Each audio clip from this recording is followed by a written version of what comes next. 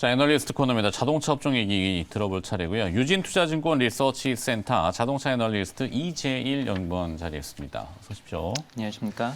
좀 신나는 시장에 이렇게 흥이 나야 되는데 무거워서 또한 또 지나가는 과정일 거라는 건 분명히 알지만 그 지난한 과정을 견디기는 눈으로 보고 있자니 참 쉽지 않은 게 개인 투자자분들이고 더더군다나 이제 기대감을 많이 했던 분야가 자동차 업종인데 아직도 힘은 조금 미진한 것 같아요.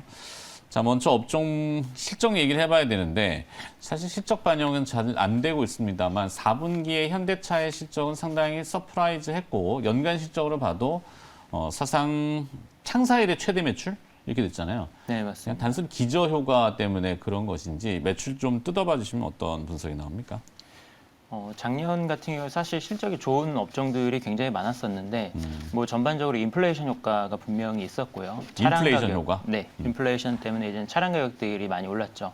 공급이 부족한 상태에서 초과 수요가 발생을 하다 보니까 차량 가격이 크게 증가한 점이 실적에도 좀 작용을 했고 그리고 매출액도 또 그 덕분에 큰 폭으로 증가를 좀 많이 했습니다. 그래서 그 부분이 가장 컸고 그리고 또 초과 수요가 발생을 하다 보니까 차량을 판매를 할 때도 굉장히 좀 상위 트림 위주로 해서 차량이 많이 팔렸습니다. 뭐 옵션이나 아니면 트림 같은 경우에도 더 고가 이런 중심으로 차가 팔리다 보니까 수익성이 좀 많이 개선이 됐죠. 네. 올해는 뭐 사상 처음으로 200조 원 매출 시대를 연다고 하던데요. 이게 가능한 겁니까? 현대차 기준만으로 된 건가요? 현대기아차 합산 기준으로 합산 200조 원이라고 봐야 될 것 같고요. 일단 전반적으로 지금 인플레이션 추세는 아직도 좀 이어지고 있습니다. 차량 가격이 굉장히 높은 상황이 지속이 되고 있고요. 뭐 이게 조금 누그러지는 게 보인다라고는 하지만 여전히 이제 높은 수준에서 최소한 올해 하반기는 돼야지 좀 차량 가격이 완화되는 좀 이런 현상이 지속될 걸로 보고 있기 때문에 네. 일단 가격 조건은 굉장히 좋다 이렇게 볼 수 있고요. 그리고 이제 물량 같은 경우에도 작년에 사실 2분기 이후로 차량 반도체 부족 사태 때문에 물량이 좀 많이 줄었습니다. 생산이 안 되고 이제 재고가 부족하다 보니까 판매가 안 됐었는데 뭐 올해 1분기 때까지만도 좀 좋지는 않겠지만 뭐 2분기, 3분기, 4분기로 가면서 좀 수급 부족 현상이 풀리면서 물량도 좀 많이 증가할 걸로 이렇게 좀 기대를 하고 있습니다. 네. 그 인플레이션 효과라는 것은 우리가 적정한 비유는 잘 모르겠습니다만 그 주류 있잖아요. 그 와인을 보통 이렇게 사놓고 연식이 좀 오래되면은 그 가치가 올라갈 거라는 기대감을 갖듯이 네.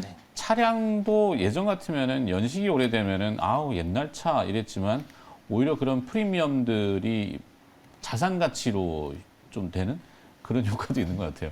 포니가 굉장히 지금 구할 수도 없잖아요. 뭐 그런 단종된 올드카? 차량들은 그렇죠. 네. 네. 하여튼 뭐 요즘 뭐 차량에 대한 그 이미지도 많이 좀 달라진 것 같고 미국의 인플레이션의 주된 요인도 이제 중고차 가격의 상승 뭐 이런 것들도 있고 뭐 휘발유의 상승 뭐 이런 연료의 상승도 있지만 원자재 가격 상승이 가장 크긴 하죠. 그런 게 원자재 인플레이션으로. 가격 상승. 네.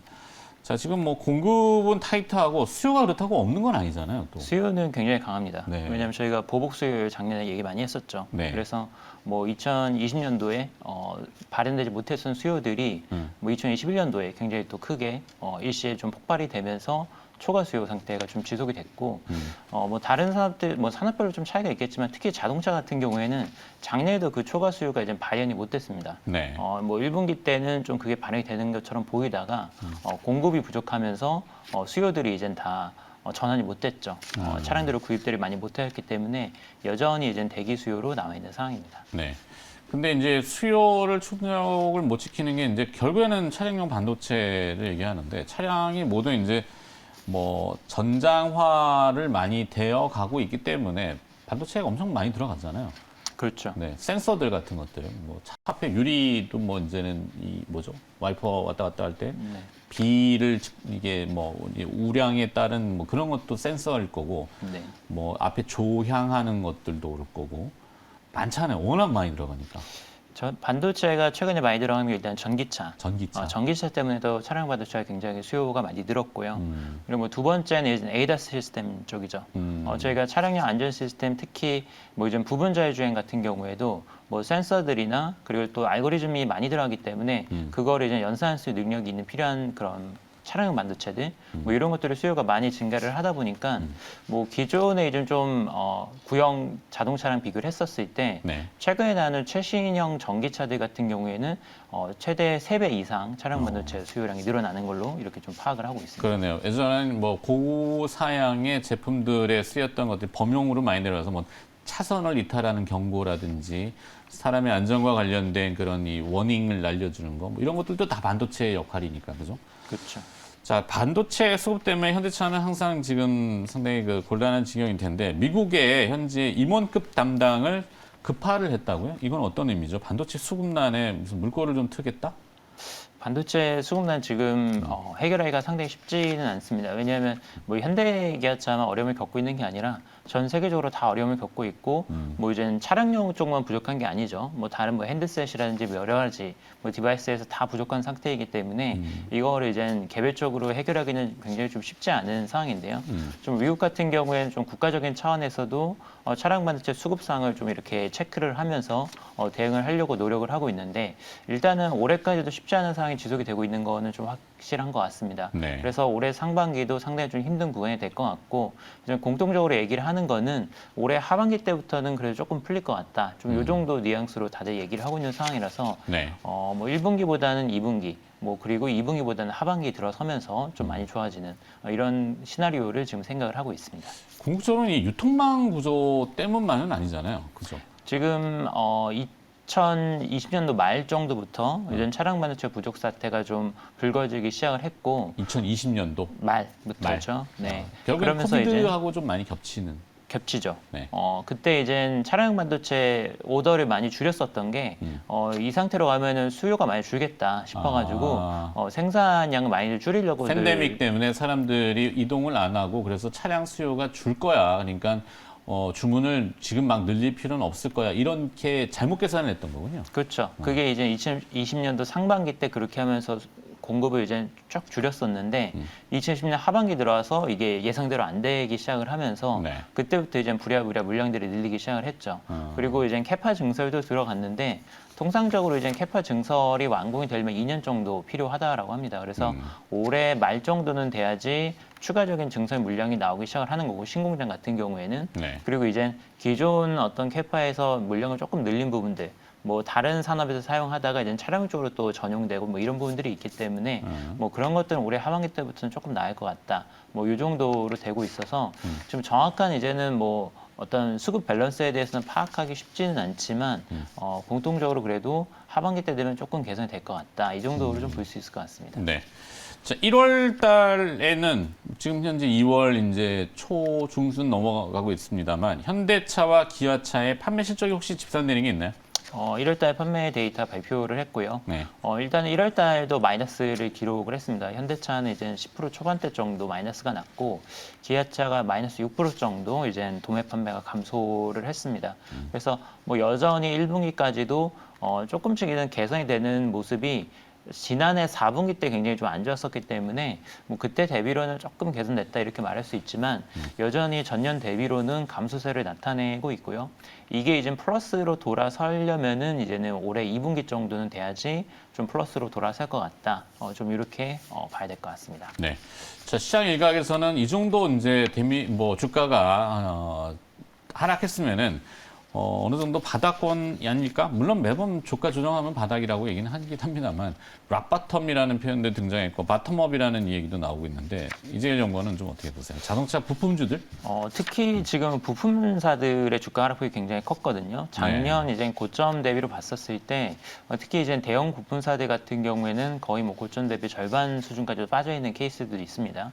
뭐 많게는 뭐 40%에서 50%까지도 지금 주가가 하락폭들이 나온 상황이기 때문에 가격 메리트는 충분히 있다라고 보고 있고요. 그래서 이런 많이 조정받은 부품사들이 반등이 나오려면은 이제 생산 회복이 좀 보여야 될 것 같습니다. 이제 차량 반도체 이슈도 좀 해결이 되고 생산 회복이 보여야 되는데 올해 하반기 때가 이제 그게 좀 가시로 나타나는 구간이 될 것 같고 지금은 약간 가격이 많이 빠졌기 때문에 하반기를 보고선 좀 저점 매수 베팅을 할 수 있는 뭐 이 정도 수준까지 많이 빠지지 않았나 이렇게 생각을 하고 있습니다. 네. 해외 쪽을 좀 눈을 돌려보면은 결국에는 전기차, 뭐 2차 전지 여기에 그 꼭지점에는 테슬라가 포진해 있는 건 뭐 아직까지 현실인 것 같은데 지난 4분기 실적도 나쁘진 않은 것 같고 공급을 좀 다양하게 잘 하고 있는 것 같은데 올해 전망은 테슬라는 좀 어떻게 보십니까? 올해 전망은 사실 지금 아주 뭐 클리어한 상황은 아닌 것 같습니다. 뭐 작년하고 비교했었을 때, 뭐 작년에도 연초에는 뭐 그렇게 좀 상황이 좋지는 않았었는데, 지금도 이제는 또 똑같은 비슷한 상황인 것 같아요. 네. 뭐 가장 큰 문제는 역시나 차량 반도체 이슈가 될 것 같습니다. 올해 들어와서 이제는 글로벌 메이커들이 다 전기차 공급 물량을 늘리겠다라고 얘기를 하고 있는 상황인데, 그 앞서 말씀드린 것처럼 전기차가 차량 반도체 수급량이 뭐 3배 이상 이렇게 많이 필요하기 때문에 반도체 공급이 타이트하게 되면 아무래도 좀 생산 차질이 발생할 가능성이 또 높은 차종이기도 합니다. 그래서 올해 테슬라가 최소 50% 이상은 물량 성장이 나올 것 같다라고 얘기를 하기는 했지만 신차 출시라든지 아니면 신규 공장 가동 일정 같은 경우에는 예상보다는 조금 뒤로 밀려 있는 상황이기 때문에 차량 반도체나 기타 부품 쪽에서 어떤 수급 차질이 있는 거 아니냐라는 우려들이 좀 나오고 있는 상황입니다. 뭐 베를린 공장 같은 경우에도 작년 연말 정도에는 시험 가동을 할 줄 알았는데 지금 뭐 3월 달은 돼야지 좀 가동을 한다라고 얘기를 하고 있고 뭐 사이버 트럭이나 뭐 기타 이제 신차 출시 일정이 미뤄진 것도 부품 쪽에서의 공급 차질 이슈가 좀 얘기가 나오고 있는 상황이라서 상반기 때 아주 지금 뭐 모멘텀이 강하다거나 아니면 올해 기대했었던 부분들이 좀 가속화되는 그런 그림은 좀 아닌 걸로 보고 있기 때문에 작년에도 사실은 상반기보다는 하반기에서 주가 퍼포먼스가 좋았는데 네. 올해도 좀 비슷하게 상반기보다는 좀 하반기가 주가 흐름이 좋을 걸로 좀 예상을 하고 있습니다. 보통 자율주행 이슈들을 많이 꺼내잖아요. 지금 뭐 화면에도 지금 테슬라의 자율주행 이 기능인 것 같은데 자율주행을 하려면 일단 맵 데이터가 아주 디테일해야 될 거고 그래서 저는 국내 뉴스 중에서는 정밀한 맵들 뭐 이른바 뭐 T맵이라든지 아니면 기타 내비게이션들이 진화하는지를 좀 보고 있는데 조금씩 변화는 있는 것 같더라고요. 자율주행에 관련돼서는 이재일 연구원은 생각이 어떠세요? 사실은 정밀 지도 같은 경우에는 지금 많은 자율주행 솔루션 개발 업체들이 만드는 지도는 이제 내비게이션 메타하고는 조금 차이가 있고요. 네. 보통은 이제는 자기들의 어떤 에이다스나 아니면은 자율주행 솔루션이 깔려 있는 차량들이 실제로 도로를 주행하면서 수집한 데이터를 가지고선 맵을 이제 복원해내는 이런 방식으로 좀 이루어진다라고 좀 봐야 될 것 같습니다. 그래서 네. 이런 내비게이션 맵하고는 조금 이제 자율주행용 맵하고는 좀 차이가 있고요. 보통은 이제는 자율주행 솔루션을 개발하는 업체들이 플릿을 운영을 하죠. 일반 차량들이 아니라 그런 각종 센서들을 작하고 있는 차량들이 돌아다니면서 수집한 데이터를 이제 클라우드에 저장을 하고 그다음에 이제 맵을 만들어서 다시 이제는 양방향 통신이 이루어지는 방식으로 자율주행 솔루션을 개발을 하고 있고요. 네. 지금 플릿이 굉장히 중요한데 테슬라가 이제 가장 앞서 나가고 있다라고 얘기하는 이유 중에 하나가 바로 이런 자율주행 플릿들을 가장 많이 보유하고 있기 때문에 좀 그렇다라고 볼 수 있습니다. 그래서 국내에서도 뭐 여러 업체들이 뭐 여기에 지금 참여를 해서 맵 같은 것도 좀 개발을 하고 있고요. 뭐 현대 오토에버 같은 경우에도 뭐 현대차 그룹 내에서 이런 솔루션들 개발을 하고 있습니다. 네. 현실적으로 좀 진일보하고 있다라는 얘기를 해주신 거죠? 진일보 하고 있죠. 진일보 하고 있고 시간은 너무나 좀 먼 미래가 아닐 거. 시간은 뭐 필요합니다. 시간은 많이 필요하긴 한데 그래도 계속해서 이제 뭐 진화가 되고 있습니다. 좋습니다. 자, 정리 좀 해주시죠. 자동차 업종에 대한 투자 전략 간략하게 어떻게 좀 봐야 될까요? 지금 상황을 봤었을 때 연초에 단기 매크로 상황이 상당히 좀 불확실성이 큰 걸로 좀 보이고요. 그리고 차량 반도체 개선 시점도 사실은 1분기보다는 뭐 2분기 이후 시점을 좀 얘기를 하고 있습니다. 현대기아차도 2분기 때부터 좀 개선된다라고 얘기를 하고 있는 상황이기 때문에 단기에 뭐 이렇게 바로 이제 확신을 줄 수 있는 뭐 이런 데이터들이 나오고 있는 상황은 아니기 때문에 아무래도 좀 상반기보다는 하반기를 좀 기대를 많이 해야 될 것 같고요. 현 시점에서는 좀 보수적인 스탠스도 좀 필요할 것 같고 그리고 또 주가 조정이 많이 받은 종목들 좀 중심으로 해가지고 좀 보는 게 맞다라고 생각을 하고 있고요. 그래서 일단 지금 자동차 업종 내에서 특히 대형주들 중에서 배당이나 이제 주주 환원책으로만으로도 이제 3% 이상의 어떤 기대 수익률을 올릴 수 있는 업체들을 보게 되면은 대표적으로 이제 현대차, 기아 그리고 한운 시스템 같은 경우가 이제는 거기에 좀 해당이 된다라고 보고 있기 때문에 네. 좀 바텀을 좀 받쳐주는 역할은 요 세 종목들이 상당히 좀 좋다라고 보고 있고 특히 한우 시스템은 작년에 2만 원까지 주가가 상승을 했었는데 네. 지금 뭐 이제 M&A 이슈 이후로 뭐 1만 원대까지 주가가 하락한 상황이라서 주가 매력도도 좀 충분하지 않나 이렇게 생각을 하고 있습니다. 잘 들었습니다. 자, 유진투자증권 리서치 센터 이재일 자동차 애널리스트였습니다. 고맙습니다.